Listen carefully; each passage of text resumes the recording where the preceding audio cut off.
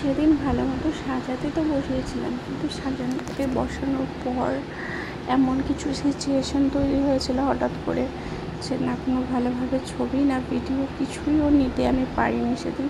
তো সেদিন অ্যাকচুয়ালি কী হয়েছিল সেটাই তোমাদের সাথে একটু শেয়ার করি।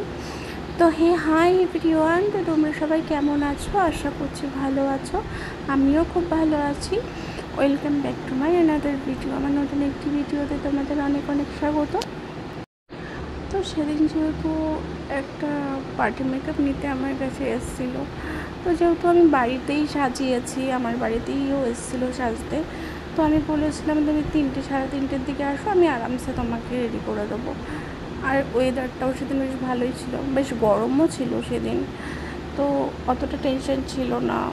বলছিলাম চলো গরম হয়েছে তো কী হয়েছে, কুলার চালিয়ে নেবো, ফ্যান চালিয়ে নেবো, হয়ে যাবে, কোনো প্রবলেম হবে না। সেটা ভেবেই আমি ওকে 3টে সাড়ে 3টের দিকে আসতে বলি। তো এমনটা যা হবে আমিও ভাবতে পারিনি, কারণ বিগত কিছুদিন ধরে ওয়েদার খুব ভালোই ছিল, কোনো রকম কোনো প্রবলেম ছিল না। গরম ছিল অবশ্যই, কিন্তু ওয়েদারটা বেশ ভালোই ছিল, কোনো রকম কোনো প্রবলেম হয়নি সেই কদিন। তারপর আমি ওকে আস্তে আস্তে রেডি করতে থাকি, আর দেখো ওকে সাজাতে বসতে না বসতে জাস্ট 5 মিনিট 10 মিনিটের মধ্যেই হঠাৎ করে দেখতে পেলাম চারিদিক পুরো অন্ধকার হয়ে গেছে, যেন রাত হয়ে গেছে, কিচ্ছু দেখা যাচ্ছিল না। তার মধ্যে এত ঝড় বৃষ্টি সেদিন হয়েছে, মানে হঠাৎ করে, মানে কি বলবো, কিছু বলার নেই, এত ঝড় বৃষ্টি হবে ভাবতেই পারিনি।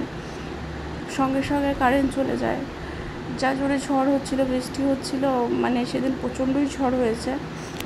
কারেন্টের আর কি দোষ, এত ঝড় বৃষ্টি হলে কারেন্ট তো যাবেই, আর আমি সাজাতে বসলে কারেন্ট যাবে না তা হতে পারে? তা তো যাবেই যাবে, মানে এটা নতুন করে বলার কিছুই নেই। তারপরে আর কি মোবাইলে ফ্ল্যাশ লাইট জ্বালিয়ে ওকে রেডি করতে থাকি। এত কিছুর পরও আমরা আশায় ছিলাম যে লাস্ট পর্যন্ত হয়তো কারেন্ট চলে আসবে। আর আমার সাথে এরকম বহুবারই হয়েছে, বৃষ্টি হয়েছে, ঝড় হয়েছে, কারেন্ট চলে গেছে, কিন্তু শেষ মুহূর্তে কারেন্ট চলে এসছে। সেদিনও আমরা সেই আশাতেই ছিলাম যে রেডি করতে থাকি, শেষ পর্যন্ত হয়তো বা কারেন্টটা চলে আসবে।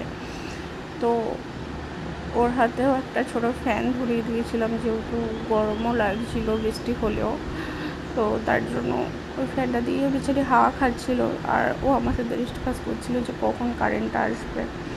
যেহেতু খুব বেশি সাজগোজ করে না, নর্মালিও সেমন সাজে না, আমার কাছেই হয়তো 2বার সেজেছে মাত্র, তাছাড়াও নিজেও কখনো সাজে না, খুব সিম্পলভাবেই থাকে।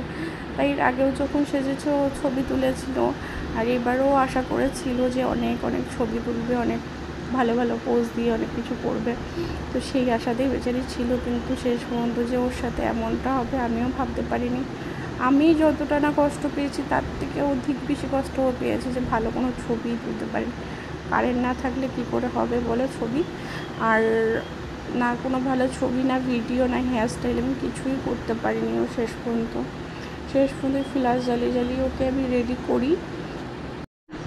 তো তোমরা তো দেখেই নিয়েছো ছবিগুলো, এর আগে আমি পোস্ট করেছি। তারপরও কিছু রেডি হওয়ার পরও বসেছিল যে যদি কারেন্টটা আসে তারপর বাকি হেয়ারস্টাইলটা করবে, রেডি হবে, তারপর পুরো কমপ্লিট হয়ে গেছিলো, জাস্ট হেয়ারস্টাইল বাকি ছিল।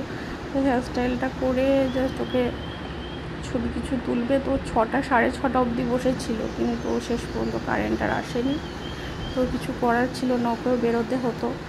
তারপর ভাবলাম যে তুমি ঘুরে আসো, তারপর তোমার কিছু ছবি তুলে দেবো, তাও হয়নি, তাও কারেন্ট আসেনি। তো ভিডিওটা এতটুকুই, ততক্ষণ সবাই ভালো থাকবে, সুস্থ থাকবে, টাটা।